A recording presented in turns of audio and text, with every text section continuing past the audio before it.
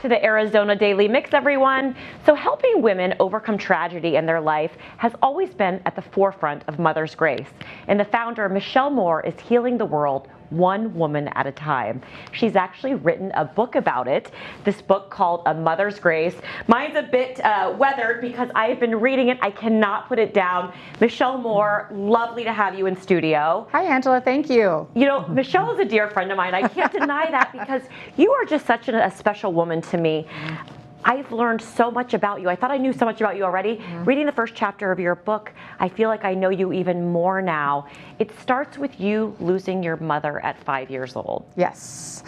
Yes. So living in South Dakota, USA, I lost my mom when I was 5. She had a congenital heart defect and was an RN working really hard, but back then they just didn't have the same medicine that they do today. So she died very suddenly when I was 5. And you actually found her. I did. I was alone with her, getting ready for kindergarten, and she was getting ready to go to work, and she died that day, just very quickly. Wow. I mean, just such a fear as a mother, you know, passing before your children, but also as a child to lose your mother. So take us through this journey. I mean, there's so much to this journey that you've actually helped women. This is a platform for other women who have had tragedies that have actually turned them into triumphs, I guess. Absolutely. So it all started, of course, looking for, you know, the love of a mother and trying to connect with other mothers. But it happened very divinely. I didn't go looking for them day to day. They just came into my life very interestingly. And as I found them, we found ways to work together and develop the Mother's Grace charity, where we really help empower women and mothers that have gone through something horrific like a loss, an illness, a natural disaster. And they take that and they use their experience to help other people in their communities. And why do you think some women, I mean, you didn't only lose your mother, you also battled breast cancer. You had a son that, you know, got diabetes. It was like this trifecta of events that happened to you that I'm reading it thinking, how does someone keep going? Why do you think people, you know, turn their tragedies into triumphs? Why do some people do it and others don't?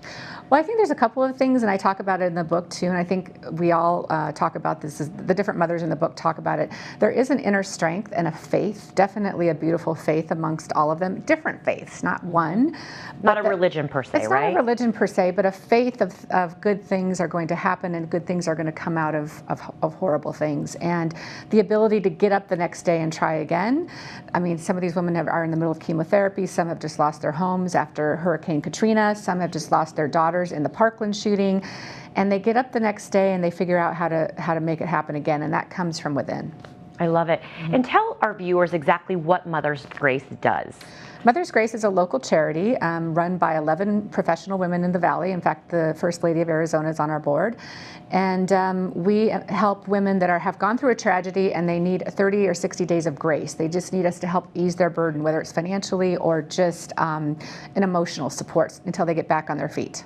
And you say that these women that you've met, like when I read through a bit of the book, you met each of these women divinely. It wasn't like you go out searching saying, you know, how am I going to find someone who is battling, you know, a child with addiction right now? Yep.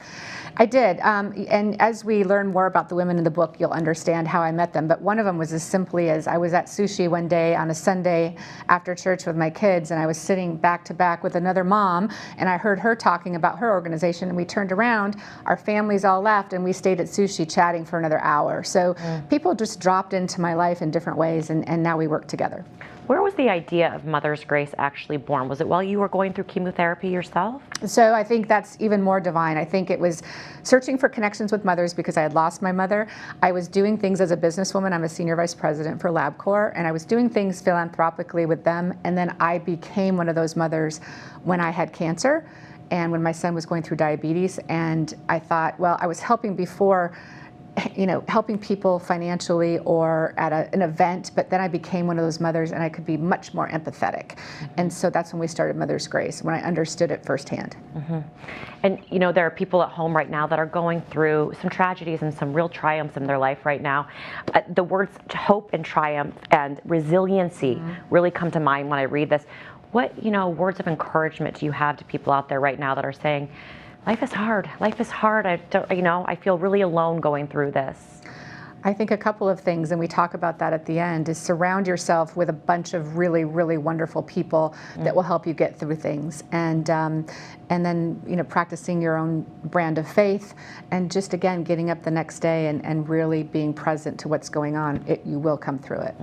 And this is truly a really good book. If anyone, you know, for a friend or a family member, if you have someone that's going through anything right now, this book, it just gives you so much hope. It's like, I'm not alone. I think, like you said, that's what all of us want to know, is I'm not alone in this journey of life, because life is not for the faint of heart. You will find yourself, you will find a piece of yourself in one of these stories, for right, sure. absolutely. Yeah. Where can people go to get the book? Amazon or Barnes & Noble. Fantastic. Thank you so much, Michelle Moore.